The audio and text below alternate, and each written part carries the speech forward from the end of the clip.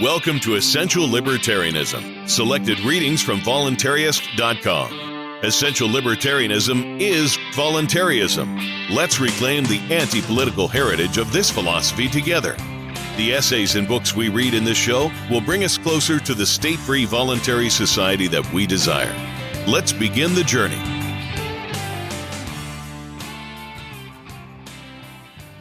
Is taxation theft and exchange of letters? Editor's note: I wrote the following letters to J. Budziszewski, who was an associate professor in the departments of government and philosophy at the University of Texas, Austin. Professor Budziszewski did not give permission to reprint his replies. By Carl Watner. Dear Dr. Budziszewski, I first learned of your new book, The Revenge of the Conscience, when it was featured by the Conservative Book Club. You made a powerful point about expropriationism at page 92 and 93. Expropriation, stealing, would be wrong even if each of its causes were good. In other words, the end does not justify the means. The pertinent passages from your book are as follows. But expropriation would be wrong even if each of its causes were good. Consider the following progression.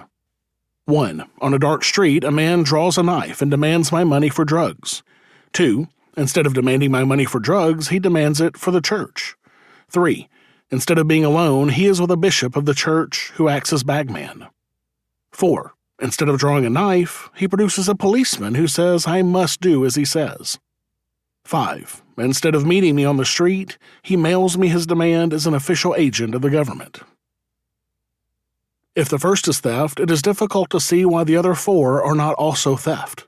Expropriation is wrong, not because its causes are wrong, but because it is a violation of the 8th commandment, thou shalt not steal. But how, one may ask, can government steal? Is it wrong for the government to tax? No. Government may certainly collect taxes for the support of its proper work. That work, however, is not the support of all good causes, but merely punishing wrongdoers and commending right-doers. If government were to end its subsidy of good causes, wouldn't those causes suffer? Not necessarily. They might even thrive. Marvin Olasky has shown in The Tragedy of American Compassion that government subsidy itself can make good causes suffer.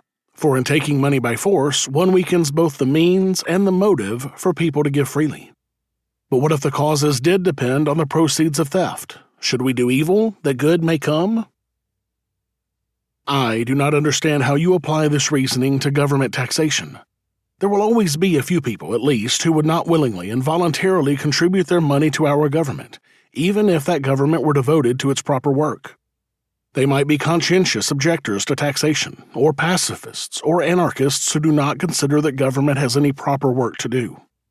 So long as any objectors remain peaceful and do not initiate any violence against other citizens, is it not expropriation, stealing, when the government takes their money against their wills? It does not seem to me that you can have it both ways. Either expropriation is wrong, regardless of the cause for which the money is used, therefore taxation is theft in the cases in which the taxpayers would not willingly pay the tax, or the end does justify the means, which is the cause you argue when you say that the cause of proper government justifies the expropriation. Doesn't the 8th commandment apply one standard of behavior to all, both taxpayer and government itself? It does not say, thou shalt not steal, except when the government requires money for its proper work. This letter is offered in the spirit of constructive criticism. I wish you would reconsider your defense of coercive taxation for government's proper work. Please let me know what you think of my reasoning, even if you disagree. Sincerely, Carl Watner. Voluntarism is perhaps the most important libertarian philosophy, and this podcast is designed to give you a piece of that. But there is a ton of other information out there on the topic of voluntarism. This is why we've compiled an easy list of great voluntarist resources in one location as a one-stop shop for the very best voluntarist content out there. From authors such as Lysander Spooner, Henry David Thoreau, Etienne de la Boétie, Larkin Rose, Carl Watner, Herbert Spencer, and more at essentiallibertarianism.com/books. The best part is that every time you buy something from that list, you help support this show without having to pay a penny extra. So go to essentiallibertarianism.com/books today to start or accelerate your journey to the only non-political, non-violent strategy to achieve a free society and help us delegitimize the state. essentiallibertarianism.com/books. Dear Professor Budziszewski, thanks for responding to my letter about expropriations, taxes, and the stealing commandment. I know it is difficult to envision proper government in the absence of coercive taxes, but I wish you would give it some thought. You emasculate the meaning of both theft and the stealing commandment when you argue that, quote, there could sometimes be a sufficient warrant for the taking of wealth without consent. One person's good cause might be charity. Another's, such as yours, might be having a proper government. But in neither case is the end a justification for using wrong means. To say that, quote, he, a man, ought to approve the taking of his wealth for the support of the proper work of government is the same as saying that the good cause of proper government justifies the taking of another's wealth without consent, or at least the result is the same. You affirm that stealing would be wrong even if its causes were good. Expropriation is wrong not because its causes are wrong, but because it is a violation of the 8th commandment, thou shalt not steal, you said. Then, however, you contradict yourself by asserting that the good end of proper government justifies taxation. The question then becomes, why do you make an exception for proper government? Is there some necessity about having a proper government which requires us to make an exception to the stealing commandment? The Christian way of honoring the commandment would be 1. To persuade and educate those who refuse to contribute to proper government about why they ought to contribute to its support. In other words, convince them why they ought to contribute rather than permitting the government to steal from them. Or number 2, to contribute enough of their own money to make proper government possible. Instead, most Christians readily approve the placing of men in jail and/or confiscating their property against their will when they refuse to contribute. This inflation of violence is unchristian and a violation of the stealing commandment. At the very least, you ought to concede that there is a valid justification for not paying all the taxes demanded of us because you admit that our existing government goes far beyond its proper bounds. Even under your own theory, the most the government has the right to demand from us and that we ought to rashly approve are the expenses necessary to operate a proper government. Therefore, those who refuse to contribute their full share of taxes are justified in their partial tax refusal. Thus, a person who pays enough of his taxes to cover his share of the expenses of a proper government is justified in not paying any more than this. Of course, no government I know of is willing to allow this. Religious dissenters of the 18th and 19th centuries were faced with the question of contributing taxes to state churches. Many a nonconformist was placed in jail or had his property distrained for failing to pay church rates. At first, many people believed that state churches were just as much a necessity as proper government. However, after a great deal of struggle, most people in this country eventually came to the conclusion that churches ought to be voluntarily supported. We haven't reached that point yet with respect to proper government, but the analogy between tax-supported churches and coercively supported government is very apropos. I am enclosing an article that I wrote a number of years ago about this parallel. I would welcome your further comments. Sincerely, Carl Watner.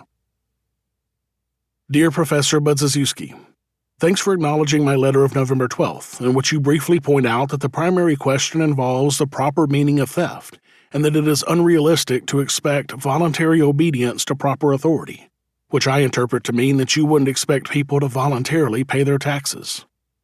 I understand that you are busy with other obligations and that a lengthy correspondence may be futile. I've had a few of those in my time. Nevertheless, I'd like to give you some more food for thought without any expectation of a reply. First, as regards the definition of theft, I am sure that you would agree that the actions of a criminal gang in extorting money may be classed as a form of theft, the taking of rightful property without the voluntary consent of the owner. And the actions of a legitimate government involve extorting money from the taxpayers. Pay your taxes or have the money confiscated and/or go to jail. Now, the same actions cannot be a form of theft in one case and not a form of theft in the other. unless 1. You allege the taxpayer does not rightfully own the portion of his property the government is taking, 2. You allege the government has a prior claim to part of the taxpayer's property, or 3. You change the definition of theft. When the government does something that would ordinarily be described as theft, you define it as taxation. Therefore, it is not theft. Unless you see all property rights as stemming from the state, therefore the state does not need the taxpayer's consent to take its property back. On the contrary, I see property rights as flowing from the self-ownership each person has in his or her own self. There is no basis for saying the taxpayer does not own all his property or that the state has a rightful claim to part of it. If the citizen owns all his property, which means he must voluntarily consent to yielding it up, then we are faced with the pons asinorum of political philosophy. What distinguishes the edicts of the state from the commands of a bandit gang? And how can you define taxation in a way which makes it different from robbery? As to the third case, I don't think maintaining a double standard, having one standard for the individual and another for the state, is an honest way to solve the problem. The stealing commandment leaves no room for relativistic definitions. Second, regarding the morality and practicality of taxation versus voluntary payment for services, your discussion of expropriationism in The Revenge of the Conscience led me to believe that you thought the moral arguments for obeying the stealing commandment were superior to any practical justifications. In other words, just because we cannot visualize how a thief or a government might survive if they were forced to honor the stealing commandment, there is no warrant for them to steal or to continue to steal. It is my belief that the moral and the practical normally go hand in hand. We can all live the best life possible if we do not steal, but the justification for not stealing is not that we can live a better life, but rather that we are honoring the stealing commandment and respecting other people's property rights in themselves and in the things around them that they have come to own. Therefore, there is no justification for allowing the government to steal, tax, from us because we cannot see how the government would survive without the power of coercion to collect the tax. Historically, every service ever provided by government has been produced on the open market. Just because we need essential services like schools, religious institutions, protection from criminals, food, and shelter is no reason that the government must monopolistically and coercively provide them for us. I don't see why it is unrealistic to expect government to survive by voluntarily collecting fees in return for the services it provides us, if we want them. That is how each and every non-criminal in society survives. Why should the institution of government be any different? Enough said. I hope this discussion sticks with you as you think about and teach political philosophy. If you ever would like to reopen our correspondence, please do so. The article that I sent you about church-state taxation was from a small bi-monthly newsletter that I have been editing for the last decade and a half. It is titled The Voluntarist. I'd be happy to furnish you with a complimentary subscription at any time. Sincerely, Carl Watner. Thank you for listening to Essential Libertarianism. You can check out the archives of all of our episodes at essentiallibertarianism.com.